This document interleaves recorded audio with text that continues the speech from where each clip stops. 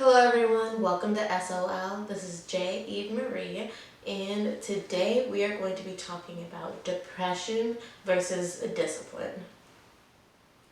So I know how difficult it could be to try to be disciplined when you are dealing with the symptoms of depression, because I was someone who worked over 100 hours a week and still trying to go to school online and did all these crazy things. And then on the flip side, there were times where it was just really hard for me to get out of bed.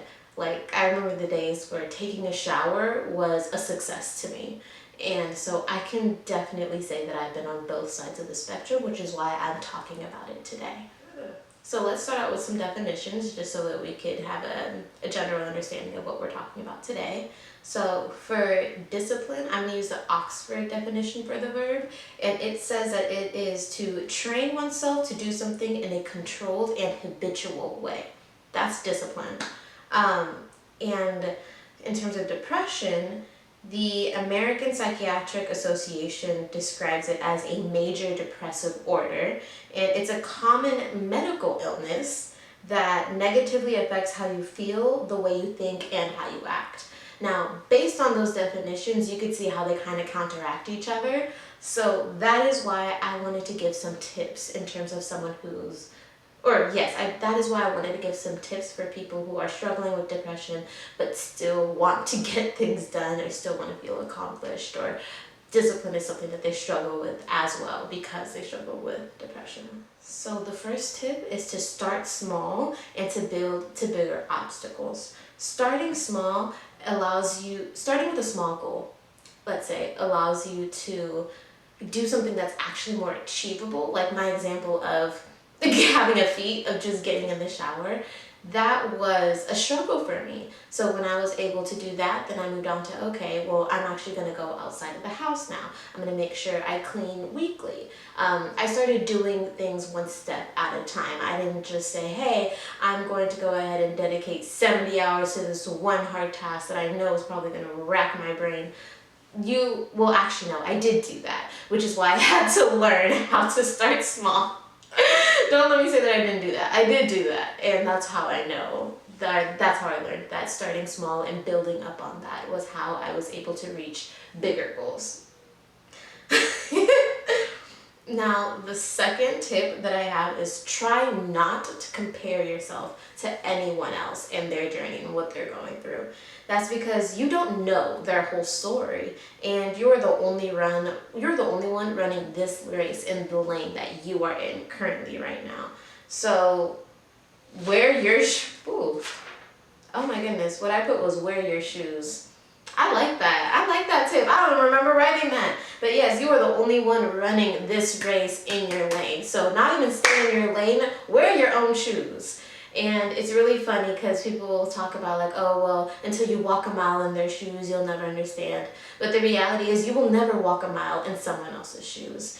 When you compare yourself, you can give way to a lot of negative talk about yourself when you're seeing how great someone else is doing. But again, you don't know what they're struggling with, you don't know what they went through and what they have to build on to get to that point. So do your best to focus on yourself, and if you are looking at someone, ask them how they got there, and maybe you can take that as advice, not necessarily in terms of comparing where you think you should be. That's good. Tip number 3 actually ties into tip number 2, because this one is be careful with self-talk and try not to be overly critical when a goal is not met. And this is because it can perpetuate even more negative self-talk, which also, it kind of nags on the depression and it doesn't help you get to where you want to go. I have actually talked to people who say, oh, like in essence, if I degrade myself and I see everything that needs to be fixed and I focus on that, then I can just get to a better place. And if that's what works for you, that's what works for you. However, if you are dealing with depression, adding more critical, negative self-talk that is not beneficial, it's not beneficial. I guess not beneficial is not the right word, but like adding the negative self-talk to an already negative mindset, it's not likely to get you to where you want to go. So there's that. Okay. So number 4 is find a good support system. This can help with thinking about plans and goals objectively and not seeing things through the lens of your depression. So it's so many times, and so oftentimes where you could look at something and be like, oh, I want to do that, I could do that, I know I could do that. But when you're depressed, it's hard to feel like you can do anything.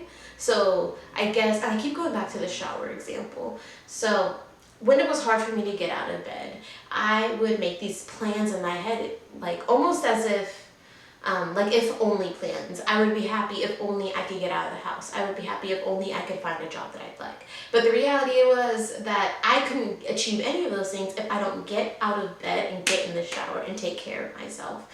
So, and I actually wasn't able to see things clearly in that way until I found a friend.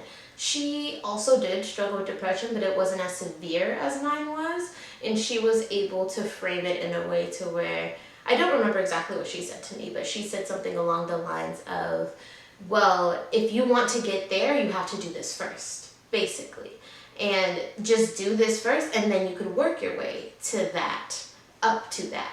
But especially tied in with tip number 3, when you don't achieve a goal, it can make you feel really bad about yourself. So say you're looking for a job and you don't find the job, and you were still struggling to take care of yourself. You would feel better about not getting the job you want if you're taking care of yourself, and if you are doing these things that are proving this self-worth to yourself. So find a good support system that will help you think about things a lot more objectively. Yeah. Ooh, the number 5, be aware of burnout. I talked about this in one of my last videos when I was talking about my boot camp experience. Yeah, sometimes we can overwork ourselves to the point to where we lose our passion for what we're doing, and sometimes our passion for life. And because we don't have the energy to look at other things and look for outlets, we kind of get in a rut. And as my nana would say, you get in a funk. You get in a funk and you feel like you're just trudging through the mud trying to get to the next point instead of actually feeling a passion for what you're doing. So be aware of burnout, be aware of your limits, and know when to stop, know when to back away. That is very important. Tip number 6. Find an outlet for your negative emotions. Ooh. And I'm gonna add, find a healthy outlet for your negative emotions. So this could be anything like going for a walk, it could be journaling, I don't know, maybe you like to box. Maybe I should start boxing. Anyway, find an outlet for your negative emotions, because having a way to release these emotions can help you to process your thoughts. Sometimes our emotions can cloud the way that we think about things so heavily that, again, we're not thinking objectively and we're not thinking clearly. So really try to find a way that, find an outlet. Find a way that you could process your emotions so that you can process your thoughts. That was my tip number 6. And so those are the tips that I have for this video. But something I definitely want to add is, if you feel that you need help that you cannot get from anywhere around you, don't be afraid to reach out, whether that's your priest, your pastor, whether that's therapy. Nowadays there's so many therapy options online. Do not be afraid to ask for help if you don't feel like you're getting what it is you need.